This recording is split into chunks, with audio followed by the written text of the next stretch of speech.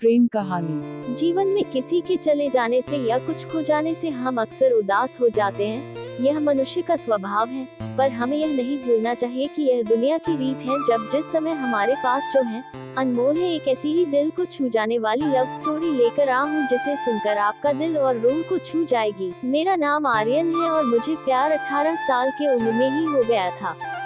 शायद वो मेरा आखिरी प्यार भी था। यह कहानी तब की है जब मैं क्लास 12 में था। मुझे शुरुआत में प्यार के बारे में न कुछ पता था न नहीं हमें उसमें इंटरेस्ट था। मेरे सभी दोस्तों के पास गर्लफ्रेंड थी और उसमें से कुछ दोस्त मेरा मजाक भी उड़ाते थे, लेकिन मैं उनके बातों को इग्नोर कर दिया करता था क्योंकि मुझे ये सभी चीजें टाइम पास लगती थी। वो कहते हैं न कि ऊपर वाले ने हर किसी के लिए किसी न किसी को बनाया है, शायद मेरे लिए भी उसने किसी को भेज रखा था। धीरे धीरे वक्त बीतता चला गया और मैं 12वीं पास कर दिल्ली आ गया अपने आगे की पढ़ाई के लिए। आज मेरा ग्रेजुएशन का पहला क्लास था तो मैं बहुत खुश था अपने क्लास को लेकर, क्योंकि वहाँ पे नई नई चीजें सीखने को मिलेगा। अपने दिमाग में ये सारी बातें सोचकर मन ही मन मुस्कुराए जा रहा था। तभी सामने से आती एक खूबसूरत सी लड़की से मैं टकरा गया। उसके हाथों से सारे बुक्स गिर गए।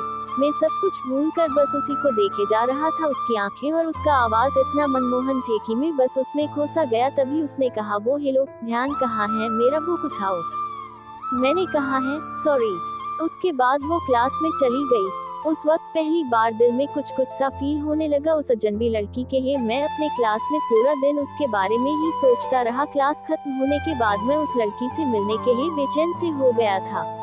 तभी वो मेरे सामने से अपने दोस्तों के साथ बात करते हुए आ रही थी। मैंने उससे बात करने का सोचा लेकिन कर नहीं पाया। मैं मन ही मन उस लड़की को अपना दिल दे चुका था। एक दिन की बात है, मैं अपने घर से कॉलेज के लिए जा ही रहा था कि मेरी नजर उस लड़की पे पड़ी। में भागता हुआ उसके पास गया और मैंने उसको हाय बोला। फिर कुछ देर हम दोनों में बातें हुई और हम दोनों अपने क्लास में चले आए। धीरे धीरे हम दोनों की दोस्ती प्यार में बदल गया।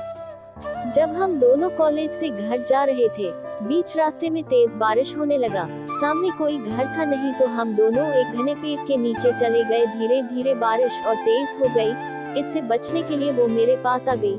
हम दोनों एक दूसरे को बेहद करीब खड़े थे। सांसें गर्म हो गई थी। मैं उसको किस करने वाला ही था कि वो सहम गई और वो वहाँ से दूर चली गई। हम दोनों के रिलेशनशिप के 2 साल हो चुके थे। मैंने उससे पूछा क्यों ना हम लोग अगले साल शादी कर ले। वो बोली, मैं अपने घर पे तुम्हारे बारे में बताऊंगी। लड़का खुशी खुशी अपने घर चला जाता है। उधर लड़की के बातों को सुनकर उसे कहते हैं कि तुम उस लड़के से दूर रहेगी। लड़की कहती है, मैं उसके बिना नहीं रह सकती, लेकिन उसके घर वाले उसकी एक बात नहीं सुनते हैं। उस लड़की का फोन छीन लेते हैं और उसका कॉलेज जाना नहीं बंद कर देते हैं।